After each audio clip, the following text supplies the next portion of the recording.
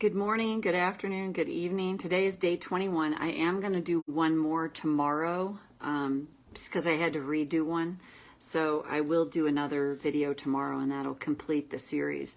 But this was a quote that was supposed to, we're shaped by our thoughts, we become what we think. And even though I've said this before, I do believe that thoughts are things, that they carry a certain amount of energy and that. But that's why I love tapping, because we need that. We have a, to me, in a body, as a human experience, most of us have wounding. I mean, all of us do. We all have wounding. Some of us have more than others. And I do like this concept I heard of old souls, young souls, and old souls, which whether you believe it or not, it really doesn't matter. But it's like, it just makes sense to me.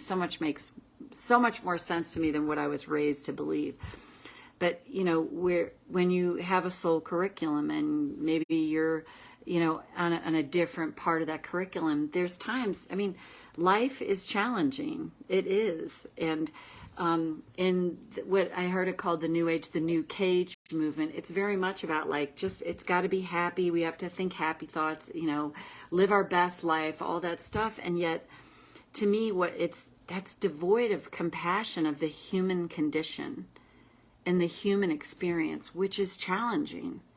I was telling a friend of mine recently, within the last few months, I said, I guess I think my soul picked probably a different track. Like, this isn't the lifetime for the happy-go-lucky life for me. It's not been that way. Have I had moments like that? Yes. But I'm in I would say, a fairly consistent learning experience, and I would call that the evolution of the soul. But this whole idea, and that's when I go back to that, when I was trying to think positive in the midst of a pretty horrendous experience for me, before I knew what I know now, I was just beating myself up because I couldn't think positive. I couldn't eke out a positive thought. And if you go to the neuroscience of it, every thought we think emits 50 to 70,000 neurochemicals into the bloodstream. It's like, the more we think a thought, the more that thought is embedded. Yes, that's true, but that happens. But the interruption of the thought, we can't stop our thoughts. And our thoughts get formulated in that 0 to 8 range of theta brainwave when we're like a sponge and absorbing everything and we take it all in. That deeply affects how we see the world and how we see life. And that's real and to be attended to. And to tell someone, they chose what happened to them, they chose that experience, especially if they're in a highly abusive environment, that just sucks because they're already dealing with the abuse. And like I said, I've heard that said to people, well, you chose this. I'm literally like, oh my God, that's so completely devoid of any kind of compassion of the human condition. So this, we are shaped by our thoughts, we become what we think. So you can go to the neuroscience and go, every thought we think is 50, 70,000 neurochemicals. But I was torturing myself, trying to think positive. And thank God I figured out I can't stop my thoughts, but I can interrupt them. And it may take me quite a bit of time to interrupt thoughts that have built a lot of momentum going. That's what I can do. I can interrupt them. And that's, to me, that what tapping does. It interrupts those thoughts. So we're shaped by our thoughts, we become we think, and then I'm like, I'm beating myself up because I keep thinking these thoughts. You're going to. The neuroscience speaks to that, but it's like, if I just tap through that and keep interrupting it and keep interrupting it, keep reframing it, and again, that's mindfulness meditation. It's to become more aware of those thoughts. And if we understand, I'm going to go through a phase, and it's different for everyone. Mine might be years of like, wow, I'm having these thoughts again. I've noticed now a difference in my resting thought rate tends to be infinitely better than it used to be. Is it great? Is it perfect? No, it's never going to be, but it's way better. And I would say I've had more optimism. And when I'm saying I have more optimism, it's like more optimism than I had before. And that's huge. That's huge because of the muck that I was mired down by. So let's tap, karate chop. Even though I hear it, we're shaped by our thoughts. We become what we think. Well, I've been trying to think differently. And then I bet I beat myself up when I can't. I choose to acknowledge my truth right now. Even though I get tired of stuff like this. We're shaped by our thoughts. We become what we think. What if there's a lot of that that's not true? I choose to honor my truth right now. Even though it's so frustrating to hear that we're shaped by our thoughts. We become what we think. What if I could see this differently now? Go to the eyebrow. Shaped by our thoughts? What if I have an abundance of thoughts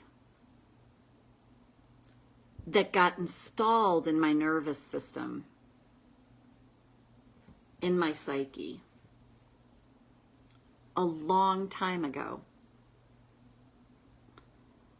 And what if part of my work here is to become aware of that so that I can have more self-compassion,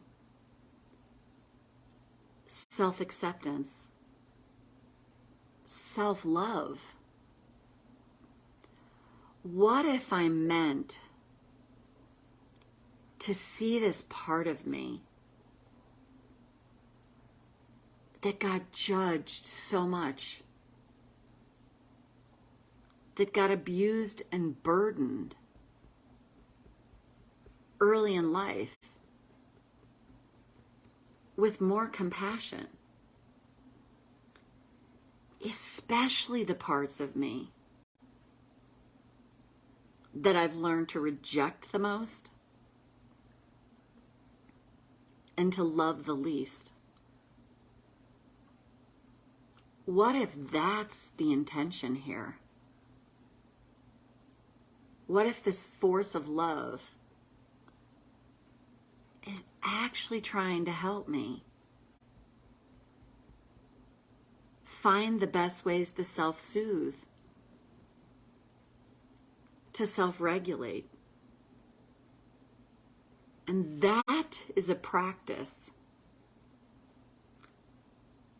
because I most certainly didn't learn that as a child. I learned to judge myself, to make myself wrong. I learned to treat myself the way I was treated. And what if I meant to unhook from all of that over time? So when I hear things like, we're shaped by our thoughts, we become what we think. And if I feel bad when I hear that, what if that means my inner child's activated? And my inner child is speaking to me and needs some soothing and some compassion. And what if I can remind myself that takes practice, and lots of it? And what if step by step, inch by inch, thought by thought, I can learn to honor this part of me that's been through so much, that's suffered, and learn to practice some self-compassion, some self-kindness,